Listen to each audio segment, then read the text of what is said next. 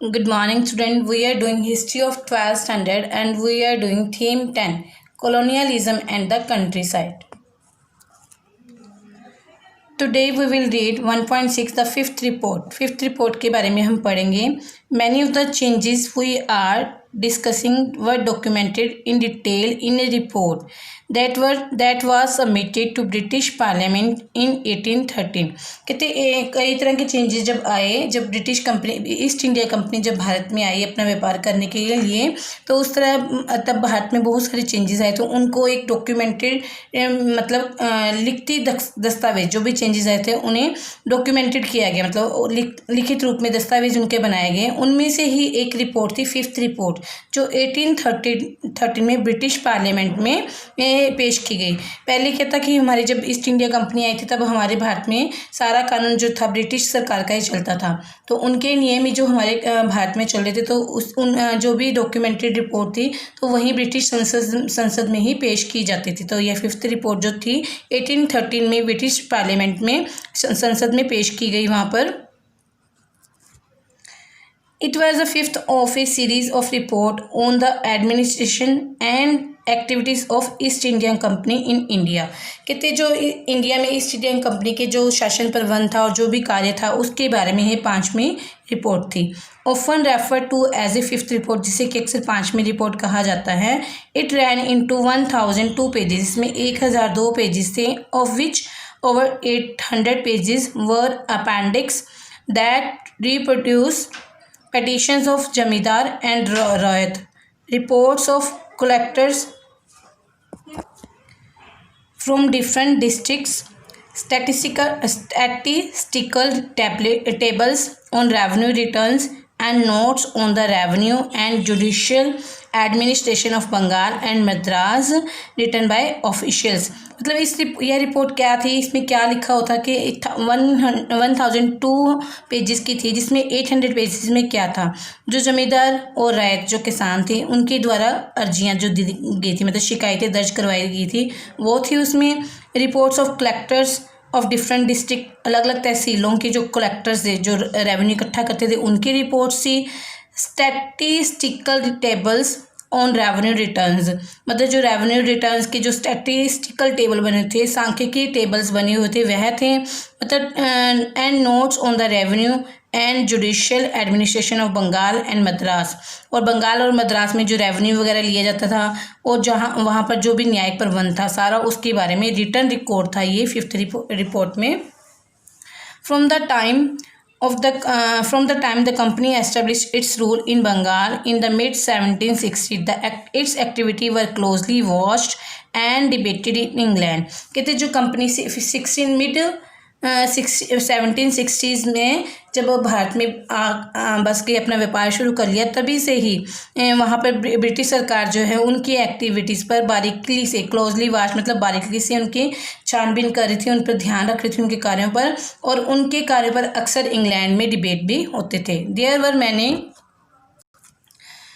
Groups in Britain who were opposed to the monopoly that the East India Company had over trade with in India and China. कहते Britain में कई तरह के group बने हुए थे जो हमेशा ही जो ईस्ट इंडिया कंपनी का जो इंडिया और चाइना के साथ व्यापार में एकाधिकार था उसका विरोध करते थे. मतलब जो ईस्ट इंडिया कंपनी जब भारत में आई तो उसने और इंडिया और चाइना के व्यापार पे अपना एकाधिकार, मोनोपोली मतलब एकाधिकार के लिए, मतलब अपना ही अधिकार कर लिया सारे व्यापार पर, मतलब उनके ही सारे व्यापारिक प्रबंध थे, उनके डिसीजन चलते थे. इसको लेकर जो ब्रिटिश सरकार जो है उनके कार्यों की बारीकी से ध्यान रख रही थी और उनके कार्यों को विरोध करने के लिए काफ़ी ब्रिटेन इंग्लैंड में काफ़ी ग्रुप बन गए थे.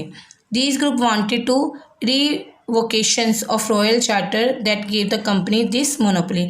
अब एक ब्रिटिश सरकार ने एक चार्टर, रॉयल चार्टर के अधीन कंपनी को, ईस्ट इंडिया कंपनी को एक व्यापार करने का मोनोपोली मतलब एकाधिकार दिया था. तो वो ग्रुप चाहते थे कि रिवोकेशन मतलब खंडन, उस रॉयल चार्टर का जो है खंडन मतलब ख़त्म कर दिया जाए उस रॉयल चार्टर को जिसके अधीन कंपनी को मोनोपोली यह मिली थी, एकाधिकार मिला था इंडिया और चाइना के साथ व्यापार करने का.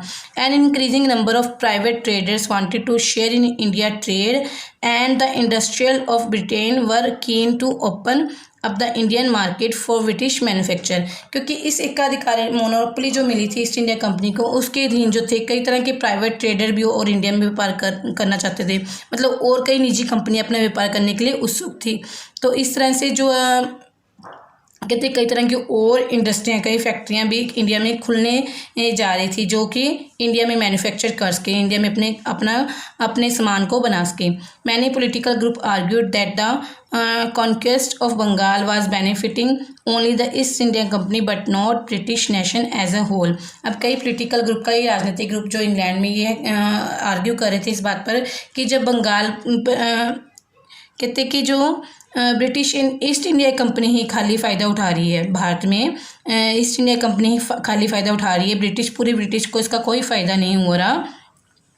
Information about company miss rule and mall administration was hotly debated in Britain and incident of greed and corruption of the company official were widely published in the press। कहते information about company, कहते company की जो miss rule और माल administration था, जो miss rule जो company कर रही थी भारत में अपना शासन अच्छी तरह से नहीं कर रही थी, अपना प्रबंध अच्छी तरह से नहीं चला रही थी, इसके बारे में लगातार इन्फॉर्मेशन ब्रिटेन के पास पहुंच रही थी, ब्रिटेन संसद में पहुंच रही थी और लगातार इस पर हॉटली डिबेट भी हो रहे थे कि कंपनी जो है अपना लालच के कारण वहाँ काम कर रही है, ग्रीड मतलब लालच एंड करप्शन, और अपना भ्रष्टाचार वहाँ पर दिखा रही है। मतलब जो कंपनी के ऑफिसर थे वह बहुत लालची और भ्रष्टाचारी थे, वह जो अपने लालच और भ्रष्टाचार के कारण पूरे भारत पर अपना कब्जा कर रहे थे, पूरे भारत के व्यापार को पर अपना हक जमा रहे थे। इस तरह की सारी रिपोर्ट ब्रिटिश पार्लियामेंट में जा रही थी, लगातार प्रेस में भी पब्लिश हो रही थी। The British parliament passed A series of act in late 18th century to regulate and control company rules in India। अब ब्रिटिश पार्लियामेंट ने लगातार मतलब कई तरह के एक्ट भी पास किए लेट 18th सेंचुरी में। 18वीं शताब्दी के अंतिम दशकों में उसने ब्रिटिश सरकार ने कई तरह के एक्ट पास किए, जिसके थ्रू के ब्रिटिश इंडिया कंपनी भारत में अपना व्यापार अच्छी तरह से करे, अपना कंट्रोल अच्छा करे, वहाँ पर मतलब दुर्व्यवहार ना करे वहाँ के लोगों के साथ। It force the company to produce regular report on the administration of India and appointed committees to inquire into the affairs of the company. अब वो कंपनी को क्या फोर्स करती थी, ब्रिटिश पार्लियामेंट ने कंपनी को फोर्स किया कि रेगुलर रिपोर्ट अपने प्रबंध के बारे में दे, और उसने कई तरह की समितियां भी स्थापित की ताकि वह कंपनी के कार्यों को देख सके और कंपनी की रेगुलर रिपोर्ट पार्लियामेंट में जमा करवा सके। The fifth report was one such report produced by a select committee. जब ब्रिटिश पार्लियामेंट ने कमेटी सेलेक्ट की थी, वह उन्हीं के द्वारा, ये जो फिफ्थ रिपोर्ट थी वह उन्हीं के द्वारा पेश की गई थी। It become the basic of intense parliamentary debate on the nature of the East India company rules in India.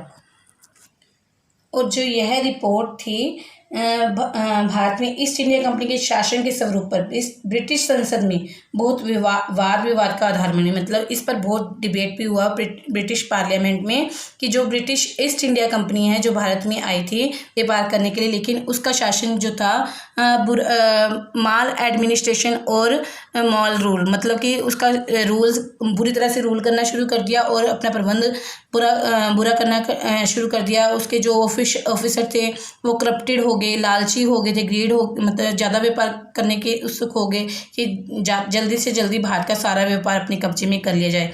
इसलिए सारी फिफ्थ जो रिपोर्ट थी, सारा ये कंपनी जो ईस्ट इंडिया कंपनी भारत में थी उसके शासन प्रबंध के जैसा भी उसने चलाया सारी इस फिफ्थ रिपोर्ट में लिखा गया।